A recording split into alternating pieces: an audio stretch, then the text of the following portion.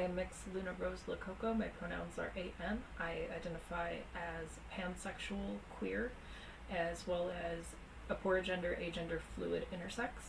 I am Nahua, Irish traveler, Polish Jewish, and I identify as mixed race. And we are also polyfidelous. And I'm Chris Lococo. I am agender. I use they, them pronouns, and I am pan as well. And I'm a mutt of European descent, and yeah, we are married.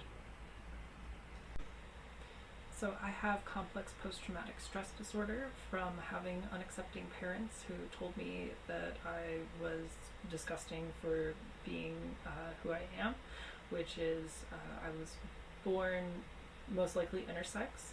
They did not disclose that in the 90s, so the doctors took me away for 4 hours before finally returning me to my mom, and they just said, raise me as they assigned me a gender.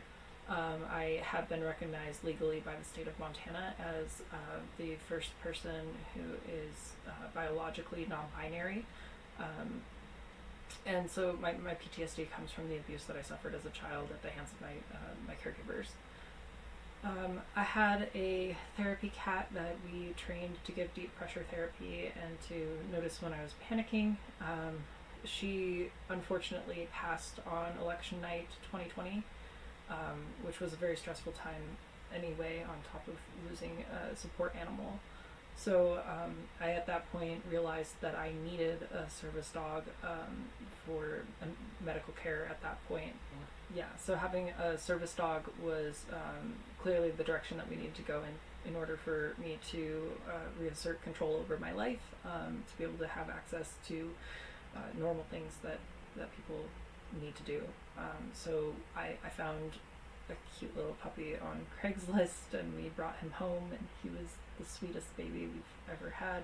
We basically treat him as our son, and he took to training so well. We started training him at 7 weeks old. He learned how to sit. We got him his vaccinations as soon as possible. We got him neutered as soon as possible. We put him into daycare so he could get socialization as soon as possible.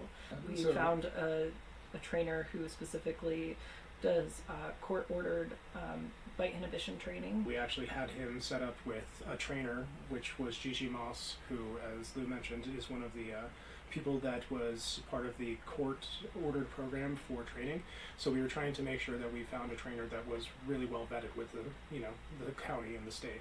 He went to puppy kindergarten class a moment that he was able to, graduated from puppy kindergarten. He went to Obedience 1 and 2. He did great. He had a weekly training regimen, which we would handle problem situations and also extend his training past the normal obedience into skills such as cover, which is deep pressure therapy. Yeah, I mean, this was an incredibly important thing for us because it was an avenue to your independence. Yeah, and I went from being stuck inside most days to being able to go out and do things that I need to get done most days, like grocery shopping, like going to doctor's appointments. It gave me the ability to live my life as a normal person to have this service dog. So we moved to a new neighborhood during COVID because our apartment was a little bit too small. However, there was at least 2 neighbors who were extremely bigoted towards us. We faced multiple hate crimes, such as having our house egged, having our pride flag taken down. This became very popular for the children in the neighborhood to say things like, look mom, that lady has a beard, she's going to the opposite of heaven. Originally when we moved in, it was the middle of summer, and one of the very first things that we did was, oh my god, we have a sidewalk chalk art. We're going to make that happen. So we went out and bought a ton of sidewalk chalk, and Lou would spend all sorts of time in front drawing all sorts of positive affirmations and these giant murals about, what it's like to be proud to be gay. What it's like to be proud of being from Colorado. What it's like to be proud of being a survivor. And we actually had a wonderful relationship in the beginning with the neighborhood kids. We gave out most of the chalk that we bought so that they could do art and stuff like that, including to the families that weren't necessarily approving of us, that were saying things like they go to hell. Yeah. But over time, kids started drawing rainbows on the sidewalk, and they started saying nice things about people.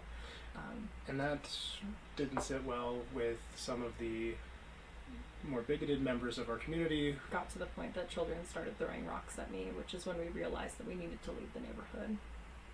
And so that continued parade of microaggressions led to Luna feeling much more under siege and attacked and tense, which led to Cerberus feeling that way as well. So in order to do any kind of progress with training, we had to remove ourselves out of the situation to do training, meaning that it was much more difficult. That being said, we identified that this was an issue, and we found a new trainer who specifically works with reactive dogs in order to try and get him to be less reactive to our neighbors. And we informed our neighbors that we had found this new trainer and that we'd like to work with them. And that's when things really started escalating very quickly. It was my birthday. We had just gotten back from looking at a new place in Denver to potentially rent because we felt so unsafe at our home that we decided to leave the situation. That morning, our pride flag had been taken down by somebody. It had been physically unclipped from the pole, and I just kind of brushed it off because it was my birthday and I wasn't going to let anything bad mess up my day. We had just gotten home. We were getting ready to go to the botanical gardens to celebrate my birthday. And the man who had taught his children and weaponized the other children in the neighborhood to be bigoted towards us and to pace their whistling. He waited for me to open the door. He whistled because our dog is recall trained, and he had seen us recall training our dog in the area near our home. And when our dog left the house, he was wagging, and he went to go greet the man because he had just been called outside. He thought it was a reward for, we'd been working on some DoorDash training. And he went up to this man wagging, and the man kicked him squarely in the ribs. My dog responded by biting him, and I yelled for him to stop. He put all four paws on the ground, looked me dead in the eye, and then the man kicked him again. He then started beating my dog up and put him into a headlock, slammed his spine into the ground, and started trying to choke my dog to death. I ran down the stairs and found a man that wasn't a fan of our family laying on top of our dog in a chokehold. Wanting to gain control of the situation, I ran up immediately, got control of our dog with a restraint hold that we learned from a Brandon McMillan masterclass, and got a hold of him and said, "I've got him now, let go." And he said no. I'm like, what? I've got him. If you're afraid, you can, exit the situation. Go. Like, I was thinking in my head, why are you still here? I've got the dog. Go. I think that's when I realized that there was a look in his eyes that he wanted to kill my service dog. If it was up to me, I would have continued to just try to de-escalate the situation, but this man was intent on being violent and reactive and refused to let go of my dog even when my dog was no longer moving. I know this is very traumatic. Yeah. As soon as I was able to pull him off of my service dog and off of my spouse, I let go of him, and we immediately took our service dog inside. I did yell at him for kicking my dog. And he started screaming about calling the cops. So as soon as I got my dog inside, I asked him to go kennel. He did so immediately. And I called animal control because we have a good working relationship with them, and I didn't want there to be an officer shooting my dog incident. So I called animal control and told them that they need to come immediately. The man basically wanted to press as many charges as he could have invented. As I mentioned, the EMTs had shown up, checked him out, and left long before the police could finish taking statements. There was no damages, he needed no first aid. Then he also wanted to press assault charges against Luna for touching him, and the officer, while not understanding the full context, could at least see that very clearly Lou had not been intending to assault another person. So while the officers were trying to ascertain what had happened, we were talking mostly with the animal control officer, which we mentioned before we actually had a very good working relationship with. And Lafayette's not that big of a town. And during this process, the officer was going back and forth, and a couple of times, while letting the officer in, I was able to witness the EMTs taking care of our neighbor, and effectively he had no injuries. So whenever there is a bite of any kind, regardless of culpability, the dog is always put on a 10-day quarantine just to make sure that there's nothing with rabies or anything else going on medically. We were adhering to that entire regimen plus additional stipulations that we put on, and this man saw us outside since he took to pacing around our home carrying a large metal pole. And he spotted us one of the times we were taking our dog out to use the restroom. And he started, trying to get our attention from across a lawn and trying to get, saying, "You're allowed to have that dog out?" And we have all this on video, but essentially he was trying to antagonize us to hopefully provoke another incident. Shortly thereafter, we learned from the animal control officer the next day that he had been harassing both the district attorney as well as the animal control officers. Unfortunately, the way that we found that was while we were out putting down a deposit on a new place, because within 3 days we had already located, toured, and settled and signed on a new home to get out of the situation and get away from that family. We received a phone call from the ticketing officer saying that there was an issue with the ticket and they need to reissue the ticket with the correct date. When we arrived, it wasn't just the tickets being reissued. The man had complained and demanded the surrender of our dog to such a vitriolic degree that the DA had no choice but to acquiesce to deal with him. Not just the surrender, but he also wanted our dog euthanized. This wasn't just a dog. This wasn't just a family member. This is also a service pet, service animal, and Lou's emotional support network. A medical assistance device. Like, legally under ADA law, he's considered a medical assistance device. And I was asked to surrender my medical assistance, my emotional support system. I was asked to not only put up with the humiliation of having charges against me for saving my dog, but also to completely surrender and have my service dog impounded.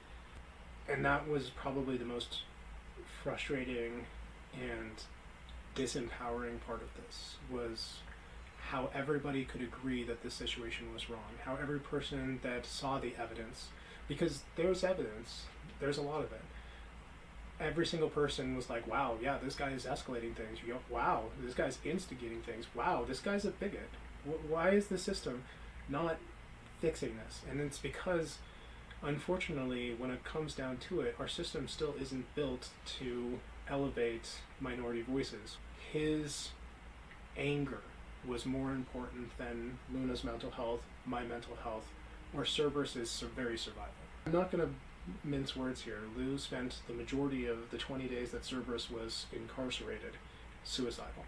I view this as also a case of disability discrimination. Absolutely, because there should be, as I said, provisions for when there is an emotional level of necessity that means that this dog was not just a random dog that ran up and bit a family. This is a very important piece of medical equipment that provides an incredibly irreplaceable function. We were fortunate and unfortunate in equal parts to be in a financial position where we had the assets available. This was expensive. We ended up spending, between the process of moving rapidly, taking an $800 a month rent increase, as well as 2 lawyers, moving costs, and everything else on top of it. Plus paying for our dog to be impounded. We ended up costing somewhere around $20,000. And this was all medical costs to us. This seems like a legal issue because it involved the legal system, but this was a health issue. Because at the core of all of this was Luna's mental health and how we were going to handle that. And that at no point was taken into it. There was no justice, there was no health justice, there was no health equity. This was completely dismissed as a reason for, oh, their health doesn't matter, it's just the law. The fact that the person who was accusing us of all this was a suspect in hate crimes against our family was conveniently omitted as well. So the good news is that we, with the support of the community and with all of our resources, were able to come to that plea agreement and get our dog back so that we can start the healing process. It's scary. Yeah, you got treated by the system like a big scary queer instead of like a victim whose medical support was literally kicked. And we want to make sure as much as we can that that never happens to anyone ever again.